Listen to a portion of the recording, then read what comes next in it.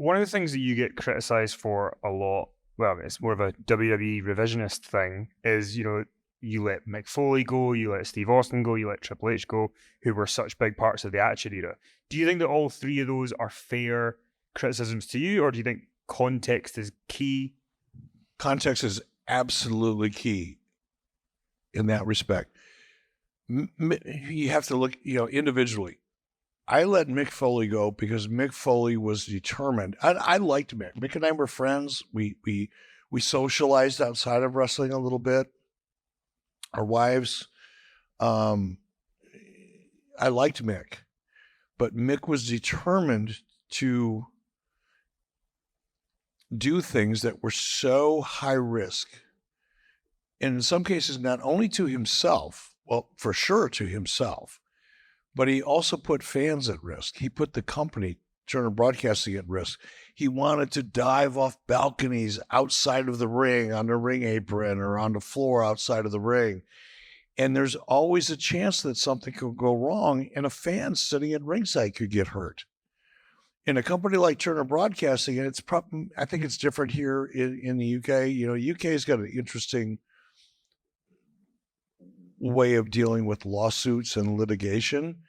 Is if I decide to sue Kenny and I win, good for me. But if I lose, I have to pay his attorney's fees. I think that's the way it is here in the UK. In the US, it's completely different. If I can find some scumbag creepy attorney that'll file a lawsuit against Kenny, he'll say, "Oh, I'm not going to charge you anything, Eric. We're just going to try to sue Kenny, and if we win, I'll take 30%, 33%, and if we lose, it doesn't cost you any money." That encourages frivolous lawsuits, and there's so much of that in the United States. And the bigger a company is, the more money they have, the deeper their pockets are, as they say in the States, the more likely they're going to be hit with frivolous lawsuits. And now I got a 300-pound guy that wants to jump off a balcony and splatter himself outside of the ring, and he may or may not hit somebody or hurt somebody that's at ringside. And I expressed that to Nick. I said, "Mick, we can't do a lot of the stuff that you want to do." And Mick, I think, took that personally, and as a result, he left. It wasn't personal to me. I liked Mick. It was just he was a risk to himself and also to the company. So that was Mick. Steve Austin, have any of you ever listened to Steve Austin's podcast? Yeah. I did. Steve called me up one time. This was years ago now, 5, 6, 7, 8. I don't even remember how long. It was a while ago. He had just started his podcast. Steve called me up. He goes, "Hey, man, next time you're in LA, I'd love to do a podcast with you." I said, "Sure, Steve, I'll call you." And I happen to, be out in LA on business a lot. So I called Steve. I went over to his house. We sat down. We did a podcast. We had a awesome time. I encourage you to go back and listen to our podcast. We actually did 2 of them over the course of 2 days. We did a 3-hour or 4-hour podcast one day, and it was so good, and we got so drunk. Steve called me as soon as I left his house. He goes, "Hey, man, do you think you can come back tomorrow and let's do another one?" I said, "Fine. You bring the beer, I'll bring me. We'll do it." And we did another one. And during that podcast, one of the things and it was so much fun. But one of the things Steve said was, "You know what, Eric? If I were you, I would have fired me too." And the reason I fired Steve is Steve was frustrated creatively, and that was understandable. He was kind of injury prone during that period of his career. I could have dealt with that. But what I couldn't deal with was there was a situation where Steve was out with an injury, and Steve was still very important to WCW, but I knew I couldn't put him in the ring. We were shooting TV at this little place called Center Stage, and I wanted to keep Steve visible. I wanted him to do an interview. I knew he couldn't wrestle, but I wanted the audience to hear from Steve Austin. So we created an interview for him and something he could say. And he wasn't scheduled for TV. He wasn't on the schedule. But I called Tony Schiavone into my office. I said, Tony, do me a favor, call Steve Austin, because Steve lived in Atlanta. He only lived about 15 minutes from where we were shooting TV. I said, ask him to come down, let him know we want to do an interview so that we can at least keep him visible, keep the audience interested in him. So Tony, and this is the way Tony explained it to me, Tony goes over, calls Steve Austin. Steve's wife answers the phone. Tony said, hey, this is, Tony Schiavone, and Eric Bischoff wants Steve to come down to center stage. And by the way, I was paying him. He was under salary. He was working for me. Kind of an important part of the story. And Tony says, he wants Steve to come down, do this interview. He doesn't have to wrestle, doesn't have to be in his gear. It's just a sit-down 2-minute interview. We just want to keep him visible on TV, keep his story alive. According to Tony Schiavone, as he's explaining this to Steve's wife, Steve says, oh, you want Steve to come down to center stage and do an interview? Tony's on the phone, and he can hear Steve Austin in the background saying, tell them sons of bitches I ain't coming anywhere. F them. Tony Schiavone comes back and says, Steve said, F you. I went, okay, that's how that goes. And the next morning I fired him. I sent him a FedEx. You're fired. Because legally I had to do that. Everybody makes a big deal out of the FedEx. But contractually, if you would have read Steve's contract or anybody's contract at that time, I could call him and tell him you're fired. But technically they weren't fired till they received a legal notice in either FedEx or some other form of mail where they had to actually sign for it and prove that they got it. And I fired him. That, not because I wanted to, but that was behavior that I couldn't allow to happen at that time. Who else did I can? Triple H. Yeah, Triple H, he was just starting out. He was good, but there's nobody that's going to be honest about it that can go back and look at Triple H in 1993 and go, oh, he's going to be a star. He married the boss's daughter.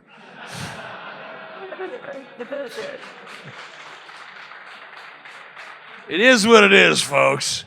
I mean, I think this isn't going to do me any good. Go on. Look, I think Paul Levesque, Triple H, he's a student. He really is a student of the game. He is a great performer, but he's never been a Rock. He's never been an Austin. He's never been a Cena. He's been a great utility player at a certain level. And he's been around forever, but he's never been a superstar. But in 1993, I don't believe anybody that's really being honest can say, yeah, when I saw him in 1993, I knew he was going to be a big star. He just worked hard. He studied. He did the right things. He doesn't drink. He doesn't do drugs. He just studies professional wrestling, and he worked his way up to a point where he was able to break through because he was so consistent. He was so good and so consistent, but he was never great. The big signing obviously was Hulk Hogan in 1994. We all know the story, the NWO. You've told it a million times. My question was going to be, throughout signing Hulk, the initial couple of years, the heel turn, all that stuff, what was the most challenging part of dealing with Hulk Hogan as a talent with his list of requirements that he has?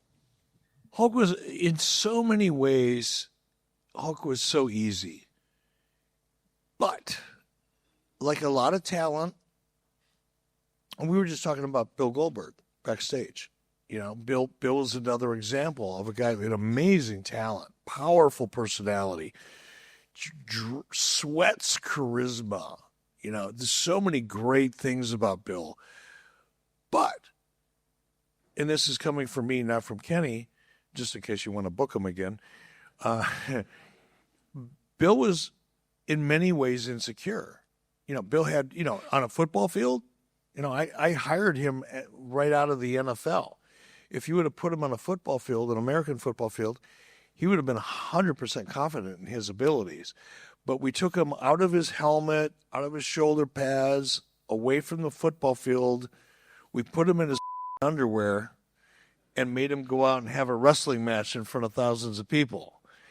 And he didn't understand. He hadn't been in wrestling for a long time. It was new to him. It was a new skill set. It would be like me learning Chinese for the first time, or understanding people from Scotland.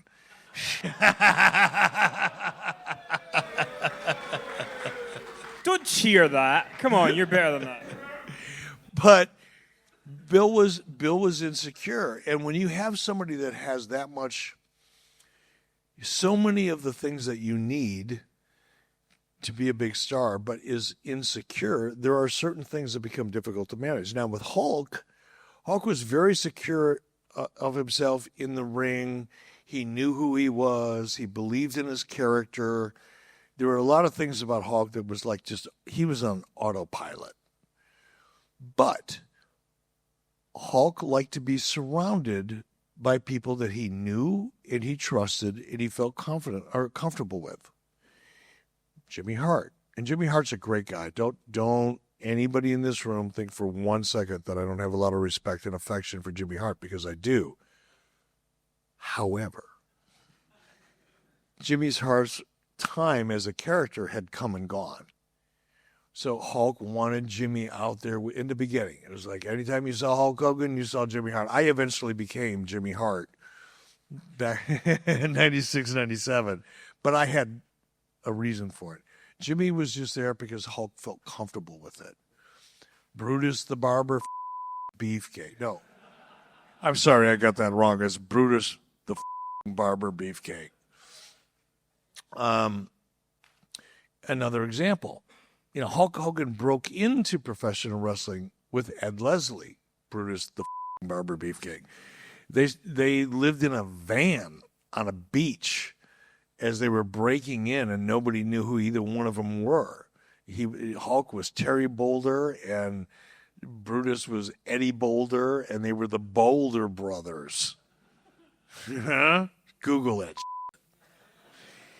But Hulk is also a very loyal person. He's extremely loyal.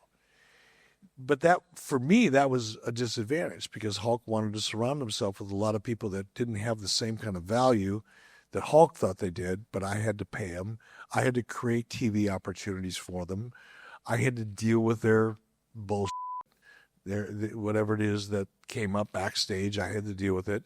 And it would have been a lot easier if they weren't around, to be very honest about it. Not so much Jimmy, but everybody else. When the NWO starts, you've brought in Hall and Nash, who are also big personalities and have their own opinions. Was it tough to navigate Hall and Nash's views, opinions, ways they wanted things done compared to Hulk's? No, that's a great question. And I'm sorry, I want to take you. I got to give you the backstory in order for you to really understand this, or at least see it from my perspective. So Hulk, we only had Hulk for 4 pay-per-views a year. That was his contract. We do, January, February, and then we'd usually shoot for October and December. That's when we would use Hulk on pay-per-view, because those were the best times of year for pay-per-views. Summers sucked for pay-per-views at the time because people were out fishing and hunting and taking vacations and traveling and whatever. People weren't sitting at home watching television much during the summer. So Hulk had already done 2 pay-per-views that winter. He was scheduled to do 2 more in the fall and in the winter of that year. So there was like a 4, 5, 6 month window there where we weren't really even talking to Hulk. He wasn't part of our creative process. That's when Scott Hall came available. That's when Kevin Nash became available. And I did the deal with Scott and Kevin without even thinking about Hulk Hogan, because he wasn't going to be back till probably November anyway, or October. I'm in May at that point, April, when I first started negotiating their deals. So I didn't even think about Hulk. So I brought Scott in. We did, Scott comes down through the audience and then does his thing, and then he finds out, and he teases the audience, says, next week I'm bringing my big buddy. Following week, Kevin Nash comes in. In the meantime, Hulk Hogan is off in the middle of nowhere, California, shooting a movie called Santa with Muscles. Has anybody here seen Santa with Muscles? Raise your hands. Oh, I feel so bad for you, brother. You're the only one in this room. You may be the only person in London that's seen that movie. But Hulk was off doing that movie, so there was no need for me to talk to Hulk or say, hey, Hulk, what do you think? Or, how do you feel about this? Didn't matter. There was no connection to the two issues. So I brought those two guys in, and I get a call from Hulk Hogan while he's doing his Santa with Muscles movie that guy in the back saw. And he said, hey, brother, can you come out to L.A. because I want to talk to you about the rest of my year in let's talk about what we're going to do in the fall. I said, sure, we'll do that. And I flew out. He was way outside of Los Angeles, way up in the mountains, because they were shooting this movie. It was in the summertime, but they wanted to look like wintertime, so they were way the up in the mountains where there was snow, actually, in whatever time of year it was, May or June. And it was like 2 hours outside of L.A. So I'm driving from the L.A. airport. I finally get to Hulk's trailer that night. It was late. This might have been 11:30, midnight, whatever it was. And I've been flying. I flew in from Atlanta. I was kind of like beat. So I get to Hulk's trailer, and he's waiting for me. And he's got a case of beer on ice. He's got a box of Cuban cigars. He's sitting back smoking a Cuban cigar. We have a seat. He opens me a beer, gives it to me. And eventually, after we get done making small talk, he's stroking his Fu Manchu, and he says, so, who's going to be the third man? Because Kevin Nash had already come out, and Scott Hall said, oh, we've got a third man. It was a mystery, like, who's the third guy? And at that point in time, it was going to be Sting, because I'd already talked to Sting, convinced him it was going to be a great opportunity for him. Sting was on board. That's a whole other story. I took some convincing, but Sting was in. I didn't even think about Hulk being the third guy. It would have never occurred to me, because a year earlier I tried to talk him into turning heel, and he literally escorted me out of his house. He did. I flew down there. At the time I had my own plane. I was a pilot, and I flew myself down to Florida, got a rental car, went to Hulk's house. I get to his house about 1 in the afternoon or so. Go into his office. He's got a case of beer on ice. It's kind of a common theme, right? Hold on. So I get to his house, and we sit down, and I didn't have an idea. I didn't have a plan. The only thing I had in my mind was, you should turn heel. And I pitched I'm a pretty good salesman when I want to be. And I'm pitching him, and I'm pitching him, and I'm pitching him, and Hulk's stroking his Fu Manchu. And when Hulk Hogan does this, you're because he's deciding how he's going to tell you you're He's listening. I'm pitching. I think, oh, man, this is going great. I'm going to turn Hulk Hogan heel. He's stroking his chin because he thinks it's a good idea, and he's trying to imagine how it's going to be fun. I get all done, and he said, all right, well, I got to go get my kids from school. Thanks for coming. Unless you've walked a mile in my red and yellow boots, you'll never understand. But, hey, you can take the beer with you. I have never been thrown out of somebody's house so elegantly in my life. And I was able to take the beer, which I did, by the way. And that was the end of that. So for that reason, Hulk didn't even occur to me as the third man. But when Hulk, saw what Scott Hall and Kevin did and saw the opportunity that it provided, to answer your question in a long-winded way, I think Hulk he didn't really care about Scott's or Kevin's personalities or their issues or their reputation. He saw the opportunity that it provided, and it was actually quite easy. He was actually pitching me. I wasn't pitching him.